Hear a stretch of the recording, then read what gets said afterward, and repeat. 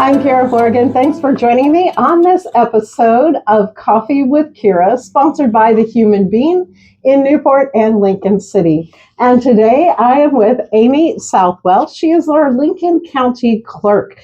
And this is the first time that we have had a chance to do an interview because everything's been so crazy busy. Yeah, it's been a little bit of a nightmare, at least in my world, but just kidding. So Amy, for those who don't know you, tell us a little bit about yourself and what you do. What does the county clerk do? Lots of things. So my name is Amy Southwell. Like you said, I have lived in Lincoln County my whole life. My parents are from here, and my brother and sister still are here. And so like I said, I've always worked here. And then when I came to work for the, I guess I should say too, I'm married and a mother, all that good stuff. I came to work for Dana in 2013 with a background in stuff over at the Department of Health, Human Services.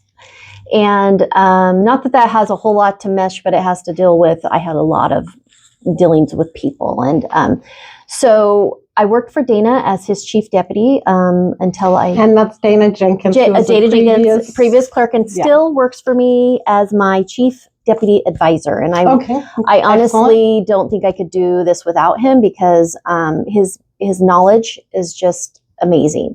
But anyway, I started with him as his chief deputy, and then when he retired, he was going to retire. I ran in January, or not January. It was 2022. And so then I was elected in November of 2022 and took office in January of 2023. So I'm about to, like I told you, I'm about to run again. But what a county clerk does, we have many hats actually. Our big thing that people are know us for is that I personally conduct all the elections in Lincoln County. So that means all federal, all state, all local. I get all the ballots, manufacture all the ballots with our distributor, get those all ready. We also send out all the ballots to overseas, military, 40,000 plus here in Lincoln County. I'm trying to think, all of a sudden my brain's just like, we do a lot. But anyway, we get them all ready, distributed, and then we're looking over them, making sure they're perfect. It's quite the process. I always tell people, like, if you ever want to come watch, because it's quite the process.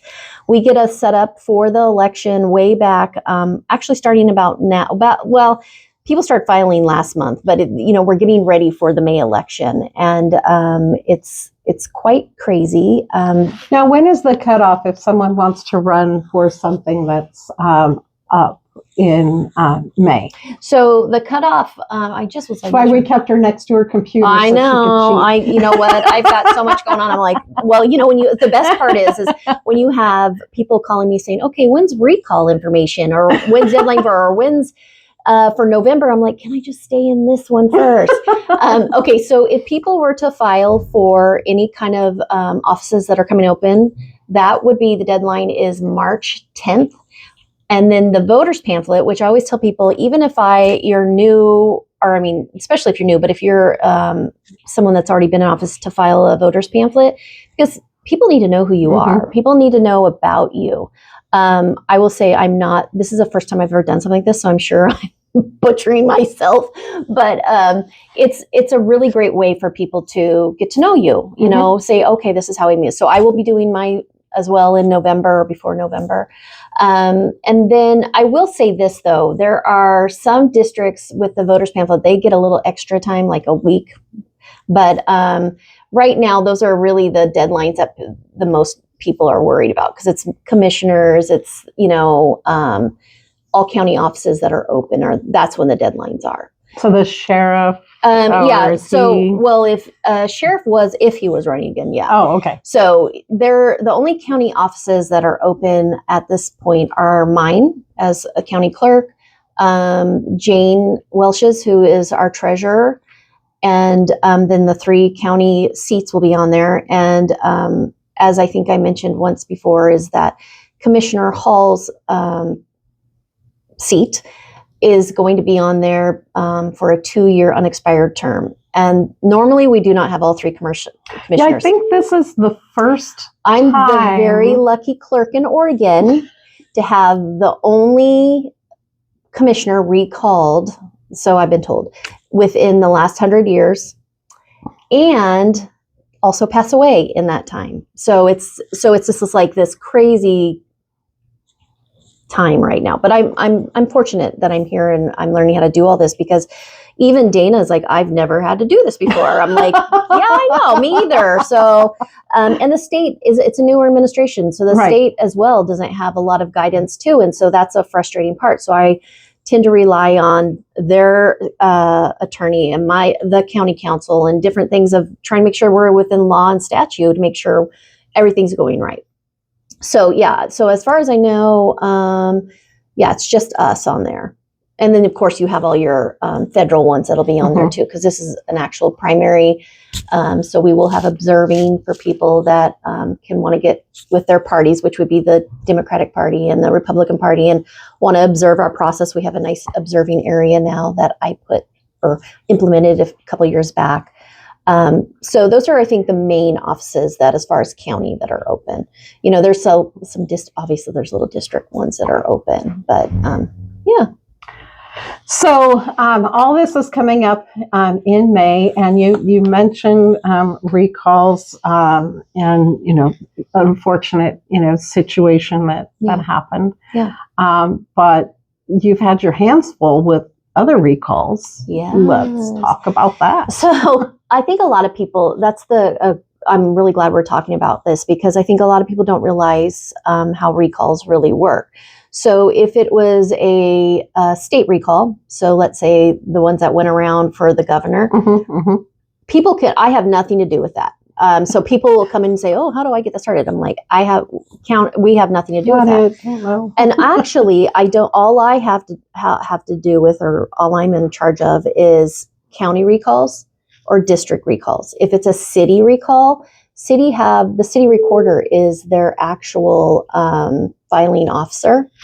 It is not myself. So that being said, we did have a recall that started back this summer in Walport. The city recorder there was newer, so I helped walk her through a lot of it.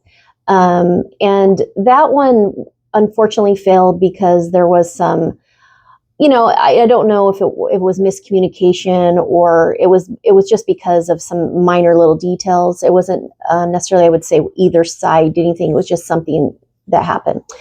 That I will say, I believe they have filed again with her. I am not in any of it this time, because I feel that she is, and when I'm talking about I'm talking about Megan Torres, who's the city recorder of Walport, where the recalls are coming. And so there are 2 recalls, as far as I know, the mayor of there and their city council. So the whole shebang. All up for recall. And it's a very interesting process, because it's very difficult for a county clerk, because although they are the filing officer, we're the ones that have to do all the verification of signatures. We're the ones that have to send out notices. We're the ones that have to put on the ballot. But we don't have any say. So that's why this last time when it failed, it was like people getting not mad at me, but not understanding that we don't have jurisdiction. We are the overseer, but we help. So that is kind of how that one works. When the recall came for Commissioner Hall, that one was based on what I would have jurisdiction on.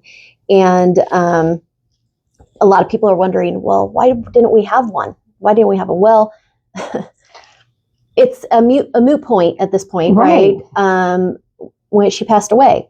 However, there was people on both sides that wanted to show that she was, was going to win, and there was people on their side going, well, we still have the right. It was not at my call. The state said it was up to, because again, they're new administration. There's no rule. It's never happened. We just try to follow the Constitution, and there's no set thing saying in the Constitution if something happens. So it was up to county council to say, put a halt on it. And I agreed with them. I felt like we saved the taxpayers thousands and thousands of dollars. Because it wouldn't have changed. It wouldn't have changed anything. It would have been. It would have given her family or her supporters. Okay, yes, she was vindicated. Or vindicated, or the other side saying, "Oh yeah, we won." What's the purpose? Right. There was no outcome of it, I always said it was a human life that was lost. However you felt, it's a tragedy and how it was happened. And I thought Commissioner Hall, when she was in office, did her job. And people can disagree, but I'm just saying what I know from my side. But so yes, we have not had any other recalls as far as county yet. And who knows? I mean, that would be a silly time to do it when we have the election coming up so fast. Right. But we'll see, what happens, because I can't control. There is, people don't have, that's the other thing people don't understand with recalls. If you put a recall in, Kiera, it wouldn't be your financial burden. Which I would never do. Just for the record. Thank you. No, I'm just kidding. It wouldn't be your financial burden. The county pays for it, or the city pays for it if it's a city one, or the district pays for it. So a lot of these people that might not like somebody, just not to like them, that is where some of it, I think, can be a problem. Now, if someone truly isn't doing their job, then that's when that service of the recall is meant to be. So.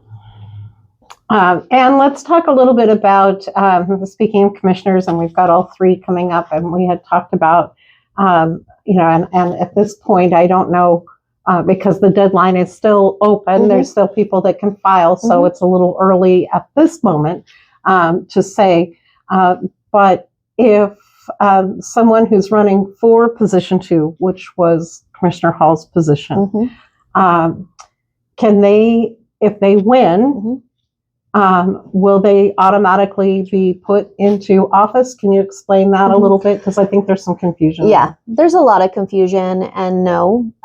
What happens is, no matter what, so Commissioner Hall's positions, like I had said before, there's not usually 3 people on a ballot, or 3 commissioners at the same time. And that's because they stagger. That's, 2 are the same and 1's off. So Commissioner Halls will be put on there for a 2-year unexpired term, which basically just means that person will have to run it again in another 2 years.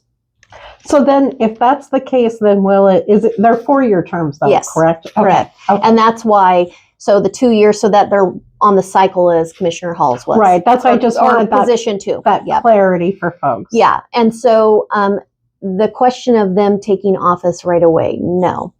How it all works in statute is that someone might be elected and they might get the position, but they don't take office until January 3rd of 2027. That would go for all the commissioners. That would go for myself. That goes for Jane.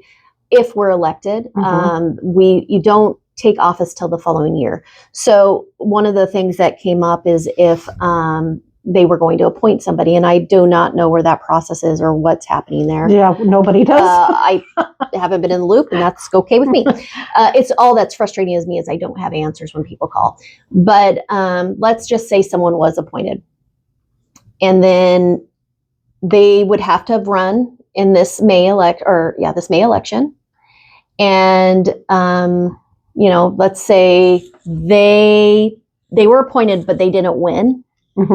They still would carry out that until the end of the year. Yes. So even if someone won that position, which it's again, I told you, it's like numbers and figuring it all out.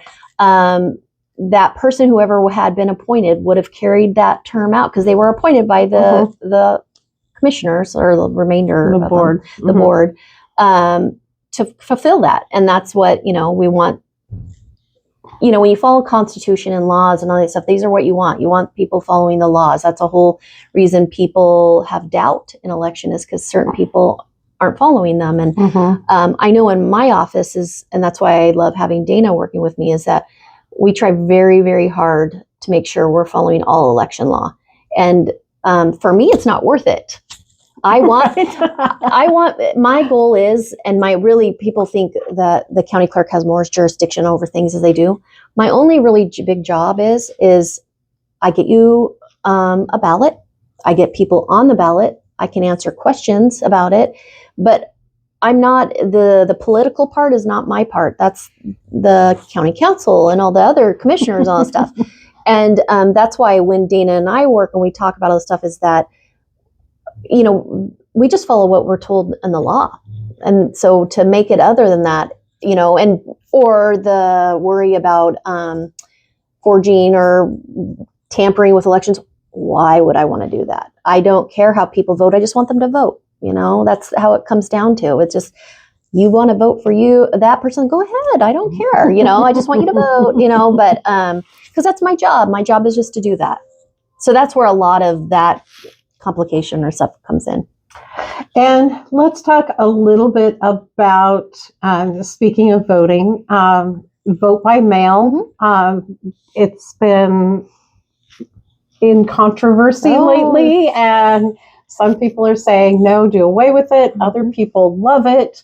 How does it work for you? Well, I will be honest with you. I never voted any other way prior. Same. Sorry, I just didn't. But as a clerk and learning the system now, there's a couple things people should understand. When it was voted in, people wanted the ability to not have to go stand in line, not have to be somewhere. I know my father-in-law always says he's upset that he can't go to the range and hang out and have coffee with his friends and do it. I'm like, you can still do that. It's just not on a taxpayer money. But it's a huge financial tax burden on voters. And to vote in person. In person. Okay. If we were to go back into doing poll voting, it's just astronomical what it would cost these days. Is it more fair, or is there any difference in how it's done that way? As far as I know, when because Dana is the only one I can get the information from because he's the one that did it. It was a tabulation system, and he said there was still issues there. Okay. So the security of vote by mail is, I send you a ballot, Kiera, you vote it. You either mail it back or put it in one of our secure drop boxes, which I always tell people, use those drop boxes. And we've been adding them because they are so secure and the best way to make sure your vote is counted on time. But so I send it to you, you put it in our Dropbox. My team goes and gets it. We bring it back. You have a special barcode that's only for you. Okay. I feel special. I have my own barcode. You can get your own one. We scan it in and it pops up your account. And so that's how we first will put in there. We're like, okay, Kiera voted. Okay. So then it goes back through us and we check it. So it's a team. Then they'll scan you in. And then they go back and they scan you in again, and here comes your signature. And we verify every single signature that comes through there. And that's why some people will get mad because they'll get a letter going, well, I've been voting this way and it's my signature. And we have to have them come in and be like, look how much your signature's changed. Do you want us to let this go through without having and they're like, oh, I didn't realize. Well, people get older. People break their arms. People do stuff. People get diseases, whatever it is, where they can't. Where it may be off enough. Yeah. Or here's the other one that really happens is someone gets married and we know it's them. So what typically happens is the vote will count, but we send them a letter saying this time it counts, but we're going to need you to come in and update the stuff because we can tell it's them. It's just they got married or got divorced or whatever it is. But that also helps to prevent things like if someone passed away and it's not registered yet and they get a ballot. Yeah. Having someone else go, oh, well, I can get my friend to win and I'll just fill this out. Well, it's very, I know a lot of people will say that, well, a lot of dead people are voting in Oregon. I personally have never seen one, but the hard thing with that is when we get notification of someone died, there's a few places we get it. If we don't, very little do we hear from a family member, hey, so-and-so passed away, take them off the voting rolls. We do, and we ask for them to send us an email or give us something in writing so we have, verification of that. But we get a ton of ballots back. Some say deceased, some do not. One of my workers out here was just saying, Amy, I just got mail from the post office, ballots from 2020 or what was he saying, 2023. And I said, well, here's the thing. I do not know what they do over there. And there is like a post office heaven box or something, something that they have there, because it's frustrating because someone will call, I didn't get my ballot. I'm like, well, it went out. So I will say this is that, so you vote, so I'm getting off track. You vote, we check your signature. That then goes to my other processing team, and they take yours, they open it up, they separate the ballot upside down from your, so we don't know how, and they go fast. So we don't know how people vote. And then we keep, those get bundled up, your name, all that stuff, whatever it does, for 2 years. And then I run them through the machine and they count. So to say that I or myself and the other thing I've done is put cameras everywhere in my room. There is not an area, there is not a camera where they can't see me or what I'm doing or my team. So to say that there could be someone in there messing around, I don't know how it would happen. I've invited many, many people, and I'll say this too, if you have doubts at all, please come watch our process. Get a hold of me. Get a hold of your party head at the PCPs, because once we had both parties in here, they're just like, why do we even doubt? Why? Because it's out there. Until you see it, you have to be able to go, yeah, well, I saw it. And Amy and her team are, fantastic at what they do. It's because we take our job very seriously. And so when they're counted, it goes through a machine, and the machine recognizes where the little circle is that you filled in, or, how does that part work? Because that's.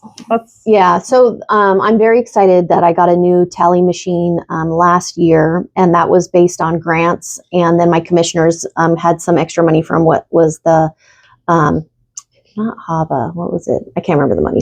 Anyway, and they gave me to where I got a new one, which, not that the other one couldn't have worked. It could have, but when you have the opportunity to get a new machine and how much they cost, they are not cheap. So I'm very excited. And it's pretty much the same. It's just a little more updated. And what it does is it scans them in, and it has cameras up on the top and up on the bottom as it goes through. And I've lifted up the actual top thing to it, and I've showed people many times. They're sitting, the observers can see, and I'm like, see all these little buttons, and it's like a little robot. It's weird. It really is weird. And it's like, it's so cool, because you're like, and they go through so fast, you're like, how the heck does that happen? But they're reading it like boom, boom, boom, like technology and AI and all this stuff does. But it's, what it does is we program before it goes in there to read yes, or to read the votes, to kick out any write-ins, because we want the write-ins separate so that we can count those separately and see who's been written in. Okay. I should say it counts the write-ins, but it doesn't read names. So we have to do that ourselves. So we keep those separate, and then it kicks out any blank ballots, even though we count those as an undervote. And if so, blank, like if somebody, because a lot of times when I get it, I'm like, I have no idea who this person is, and you don't know who it is, and you leave that segment blank, that kicks it out? No. That only, so, and let me say, it's still counted, but it kicks it out in different areas. It's just a super smart machine. So anytime someone doesn't vote for a certain office, it's an undervote. So even if that thing is completely blank, it'll just, every single one would still count as an undervote. If they voted for an overvote, like too many people, that's kicked out again, and it doesn't count, because we don't know what the voter's intention was. So if they mark 2 boxes, yes, instead, and we're talking about each individual races. So like if you and I were against each other and they marked us both because they both liked us both, it wouldn't count, right? Because what nullified it. Yeah, what was their intention? Was it for you? Was it for me? And so the best way I always say to people when they are like, oh, I wanted that person, but I didn't mean to do it. We don't like whiteout, so put a single line through it and put crossed out, and initial. You can circle and say, don't initial, do not initial. Oh, okay. Those get kicked out. Okay. Because although I couldn't tell if it was you, you would be surprised. People will sign their ballot. You don't want to, because that's the whole reason for this process. Is it, we don't know how people vote. So if you initial, if you sign, That's bad. And only sign your envelope. Yes, right? please sign your envelope. Let's clarify. Yeah, clarify that and make sure your signature. You can always call up and say, hey, I just want to make sure my signature is good, whatever. But yeah, so those ones, as far as it just reads, I'm trying to think where we were talking about, reads all the stuff I want. So the overvote counts all these different things. So it's a very smart machine. And so it's going to read your yeses and your no's. So for example, like say the commissioners, you're going to have what? Let's say you have 4 options and we're commissioner or seat 1. And so if they mark whoever's name, it's going to read each individual names and it counts it. And so what a lot of people don't understand too is, although I'm running ballots all the time, I don't do my final results. So I have no idea. I can read through and go, oh, Kiera got a lot of votes, or oh, Amy got a lot of votes. But I'm not a mathematician. I have no idea. Or someone else, whatever. But the other thing is that we don't run until 8:00 that election. Right. So I have no idea. And so when people go, well, who's winning? I have no idea. I literally changed. Excuse me, it's changed. It's changed so much. Yeah. I mean, I've been reporting and covering Lincoln County news for over 30 years. And we used to have to be, at the radio station and the newspaper people were there, or we would be, here, to see what the final results were. And it would come across on fax, and we would be waiting on that fax to come in so that we could do our report. And now you just keep hitting refresh. Well, it is. I know, on our website. And I got to tell you a funny little story is that my very first election as clerk, and it was November, and everybody, I should say it wasn't my first. I think it was my first by myself because Dana had helped me in May. And then November came, and we had got this new email system, and it wasn't refreshing. And the girl that helped me with it, everybody was gone. And at that time, Tim Johnson, who was our administrator, comes knocking on the door, and it's after 8. And I'm thinking, I know. And I'm inside just going, oh, and I remember him saying, well, it's no big deal, Amy. It's no big deal. And I'm thinking, oh, wait a second. It is a big deal. Guess why? Because it's all on me and all these things are on there. Don't worry about you. And reporters and now everybody, there used to be that people would just rely on, on the radio and on, and now it's kind of it was a nightmare. Instant. And I remember feeling so bad, and there's no way for me to get, and luckily it finally went, but it's just the fact that it's technology and it's all these things that I'm like, oh, so now no one will leave me until we get those on, because I do a lot of it myself. We have the state that I have to get notification to, my website, our own internal stuff. And it's a lot. It's a lot on election night. It's exciting. Don't get me wrong. It's exciting when you're like, okay, I'm getting stuff. Well, you've got people that do their gathering parties, waiting for the results. And so no always pressure there, Amy. Not mad at you at all. It's not on there. So it definitely is one of those things that it can be kind of. I'm thinking about it now. It's stressful, but it's also exciting. I get excited like anybody else when at 8:00, I'm like, I had no idea. So it's a surprise for you too. Oh, it is, because we can't. Has anybody ever contacted you and gone, am I ahead? Oh, Where am I at? Oh, yeah. And I always just kind of laugh going, oh, you know what? I want to know. And even if I did, that's the thing is, even my husband, I remember him saying once, he was like, so, I'm like, no, I don't know. Can I see that they got a lot of votes? Yeah. Can I see the other person got a lot of votes? Yeah. But I can't see unless I'm like this, crazy person that has math in their head and they're like, oh yeah, that person, but no, I don't know. And so that's a lot of times, again, people don't know the process a lot. But I am so welcoming to people wanting to come and ask me, call me, come see it, because it is such a fascinating process. It's a cool process. And you said it's changed over the years. Oh my gosh, since I've even been here when I worked with Dana, so different. And that's why Dana sometimes will come and goes, what? You have to do what? I'm like, yeah. And he'll be like, "You poor girl." I'm like, "Yeah, I know." But no, so sometimes, but you can let him know it's also a little bit easier than what he had to go through. It's different. It's just different times. I think everybody has, times in their career, whatever career it is, that it's, one of these. It's really great, and then there's times like, oh my gosh. I would say this last fall was hard on me because I had never been through anything. I had no one to give me advice because Dana, as much as advice he could, but the state had it. Everybody was new to it. And when I don't have answers for the public, it's hard because I don't want people to think, oh, Amy doesn't want to give me answers or Amy's being evasive. That's not what it is. If I don't know, I'm not going to give you something that isn't true. So there's a lot of aspects to voting or the whole process. I think this lady that came in and filed yesterday for commissioner, and she has never done it. She's like, this is so exciting. She was so excited.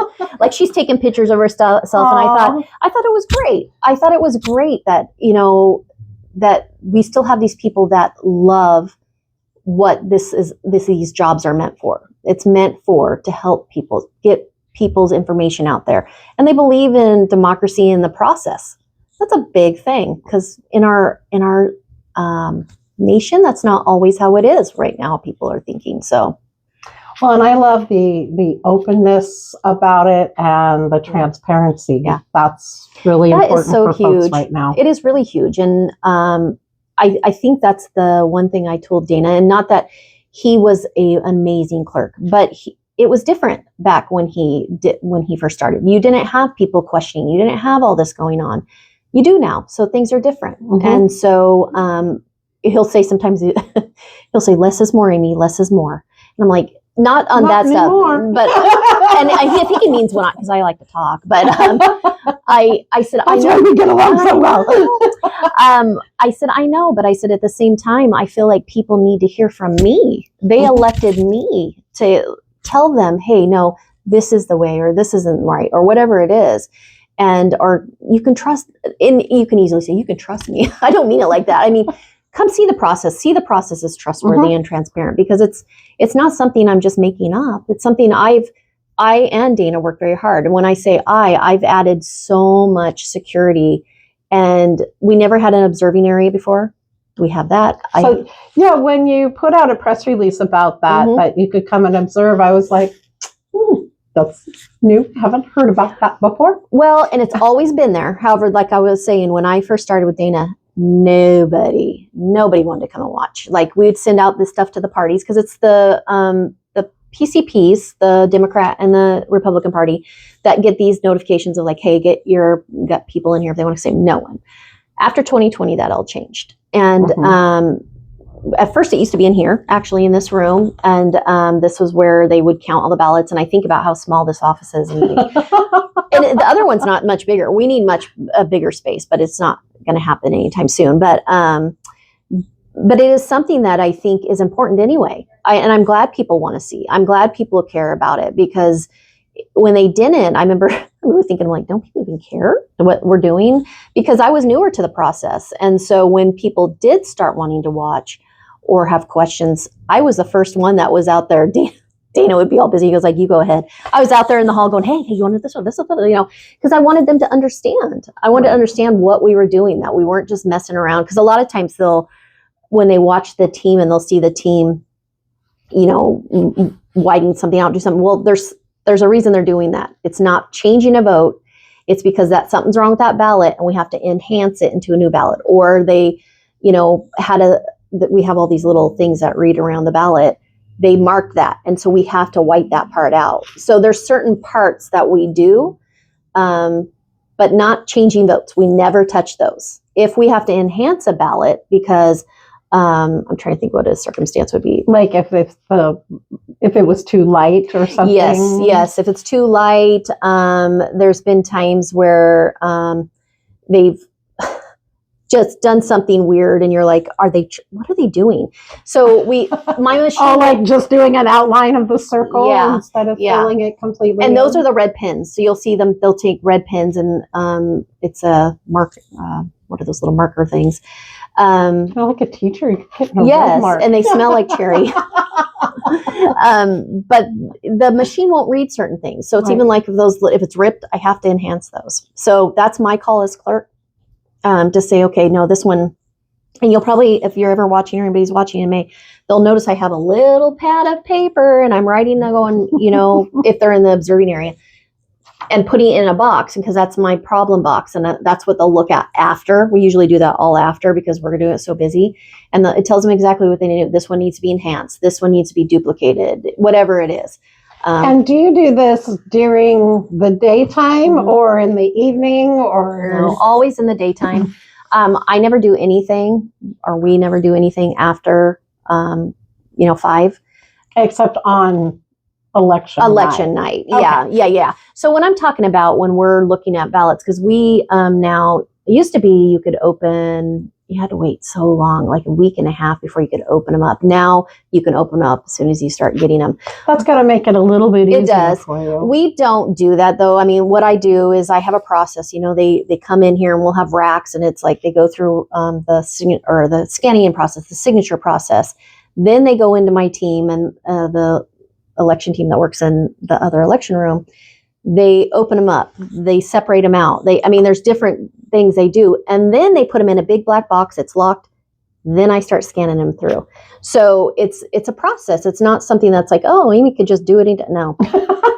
And that's the other great thing is they might not be able to always be in this observing area, but out in the hall, by the elevator that comes up in the middle of the courthouse, there is a big TV there and a bench, and that's on 24/7. Oh, okay. So people can see if I'm in here messing around. But I like to go home, though, so they don't have to worry about that. Yeah, anyway, so it's when the processing, or when people are observing, I will say there's only 2 people of each party in here. If we had at one time the independent party was a major party, that would have been another person. So usually I allow one from the Dem party and one from the Republican Party in here, and then one out of each in the hall. And we have an observing list, and it's all nicely monitored and everything. And then if someone from the press ever comes up and wants to do something, I'll let them sit in there too. It's not a huge space, but it used to be Dana's office, and it's a big old picture window that they can see. I mean, you can't get any closer. It's like me writing right here, you can see exactly what I'm doing. So the other thing that I would do is when we do that is observers are out there. I'll go out, I'll stop what I'm doing. Especially if something doesn't go through and they can see that I'm doing something with the team, I'll go out and explain to them what I'm doing. So I go out here and then I go out there, because I want people to understand, I don't want them thinking, okay, yeah, what did she just do? Because I don't care. I mean, and I don't mean that you're doing it right, so you don't have anything to fear. Yeah, I'm doing my job, and that's what it's meant. That's why I took this job, because I believe in it. It's not to mess around with it. How people want the outcome, and I want to say to people too, the outcome for me too. Like, I voted a lot. It doesn't always come out my way either. So if I want it, you know what I mean? It's like, well, dang, it's how it is. That's what makes it so great in voting, right? In democracy, is we vote how we want. And we've had some pretty close races, and with the veterans, that was, how many times did you have to recount that? So that was a great one. Again, a first time. Well, we had done stuff, but this was a weird one. But so it was when it's in within a certain amount, a percentage, 1% of whatever it is, but you automatically have to do a recount.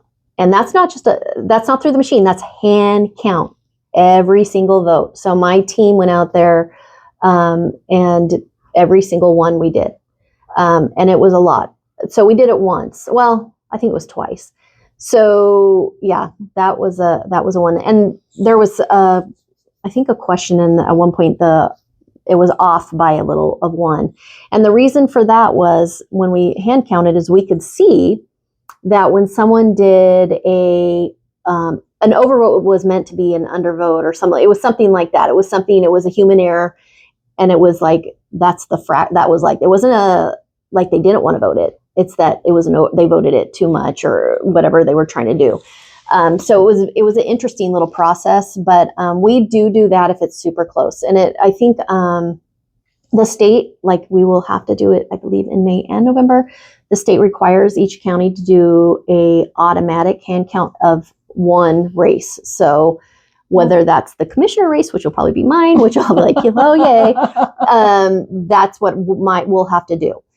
We don't have to necessarily do the whole ballot. Luckily, that veterans one was one race, because if it had been the whole ballot, can you imagine? It would have been like crazy, but it was one race. But yeah, so we always are double counting and looking. And the other good thing people don't understand is, like, when we do get them in and we're scanning them in, we have this little sheet, we put how many were in there, and they go in a little tote thing, we signature verified, and then they go into my team.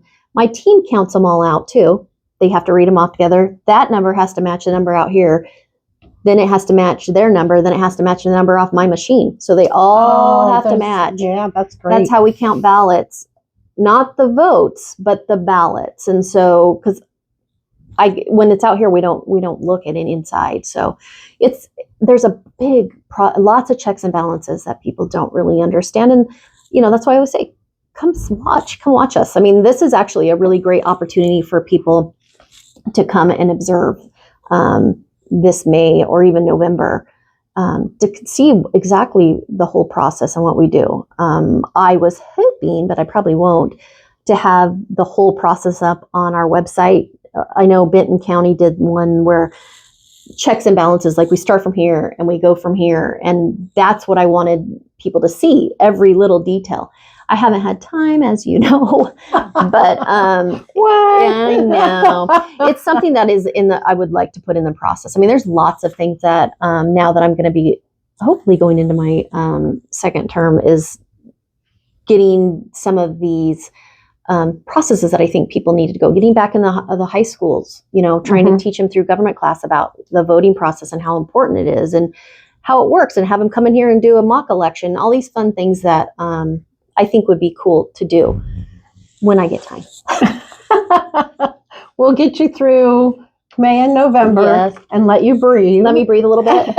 And I think that's a deal. Then we'll go from there. Mm-hmm. All right. So, Amy, if somebody does want some more information, or they want to find out about other things that the county clerk's office does, you do passports, you do marriage certificates, you do. We hold that. Yeah, that's the whole stuff. thing. My computer died. I was not died, but it paused out. But we hold all the county records for deeds, plats, all that stuff. And so I have to maintain those.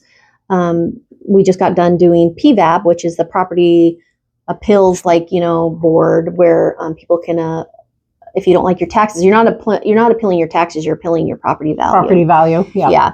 And so that's a really great thing too. And I was just telling somebody, I used to, when I first started, I got kicked into doing all that, because usually it's a chief deputy. And at the time we had like 500 people appealing. Now we're down to like 20. So I'm okay with that. I always tell them, I said, you have no idea. But yeah, so we do that. Passports, we actually don't process them. We actually get the applications here ready, set to be sent over to the Department of State. You take the pictures. We do take pictures now. Yes. I just did mine. I just got mine in August. Oh, nice. So it's time to travel, right?